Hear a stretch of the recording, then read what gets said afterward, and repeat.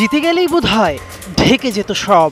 সাকিব লিটনের ব্যর্থতা, হাথুরুর ভুল প্ল্যানিং, পায়ের উপর পা তুলে বসে থাকতো ওরা। সেমিফাইনালে ওঠার দামামার শব্দে আড়াল হতো সব ব্যর্থতা, যেটা বাংলার ক্রিকেটের জন্য ভালো নয়, খারাপই বয়ে আনতো।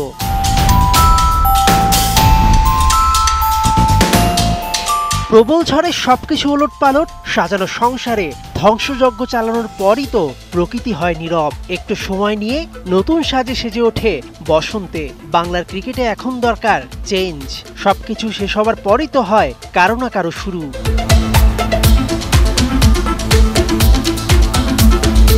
বাংলাদেশের সমর্থকরা আজ 12 ওভারে সেমির স্বপ্ন শেষ হয়ে যাবার পর দুই ভাগে ভাগ হয়েছিল।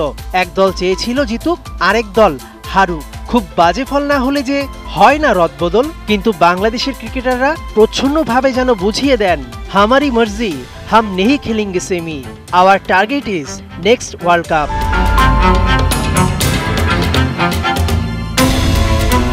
কি আর হবে, ক্রিকেট কর্তারা ব্যর্থতা ঢাকতে কিছু প্লেয়ারকে বাদ দিবেন, কেউ কেউ হবে বলির পাঠা। তারপর দলের দুঃসময়ে আবার ফেরানো হবে বাদ দেয়াদেরকে। তারপর আবারও নতুন কোনো দেশে পাঠানো হবে শিক্ষা সফরে। টাইগারদের এই জীবন চক্র চলবে এন্ডলেস গতিতে। বাংলার দরকার একজন রশিদ খান, যিনি সামনে থেকে নেতৃত্ব দিয়ে দলকে জেতাবেন।